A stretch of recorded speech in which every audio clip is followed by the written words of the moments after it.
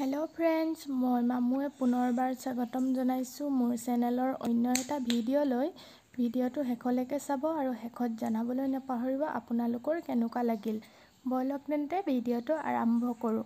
আজি ভাবিছো মই বিটৰুটৰ ভাজি এখন বনাও এনেকৈ ভাজিখন বনালে খুবেই টেস্টি হয় আৰু বিটৰুট বেয়া পোৱা মানুহেও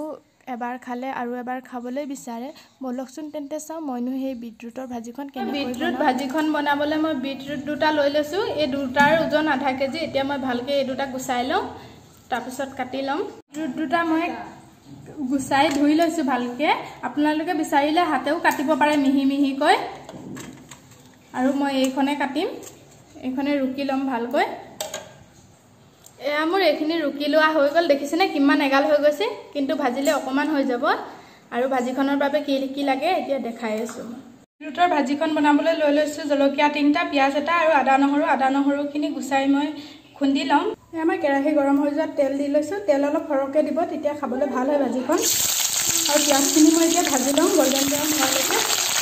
তাৰপিছত বিটৰুটখিনি দিম ইয়াতে মই জলকীয়াকেইটা সৰুকৈ কাটি পিয়াজখিনি গোল্ডেন ব্ৰাউন হোৱাৰ পিছত মই ইয়াতে দি দিম কাটি লোৱা বিটৰুটখিনি এইখিনি এতিয়া মই ভালকৈ লৰাই কিনে 2-3 মিনিট কাৰণে এনেকৈয়ে ভাজি ল'ম হালধি নিমখ নিদিয়াকৈ এয়া 3 মিনিট পিছত মই এতিয়া দিম সোৱাদ অনুযায়ী নিমখ হালধি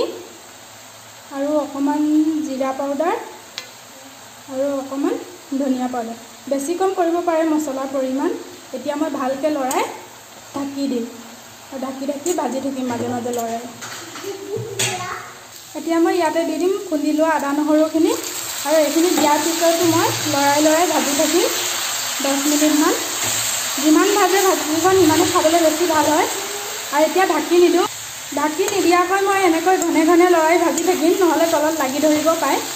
এনেকৈ ঘনে ঘনে লৰাই ভাজি থাকিব ভাজিখিনি ভাজি থাকোঁতে গম পাব ছাইডৰ পৰা তেল ওলাব ল'লে গম পাব আৰু ভাজিখিনি আমাৰ ৰেডি হৈ গ'ল বুলি এয়া দেখিছে তেল ওলাব লৈছে আৰু আমাৰ ভাজি ৰেডি হৈ গ'ল এতিয়া নমাই লওঁ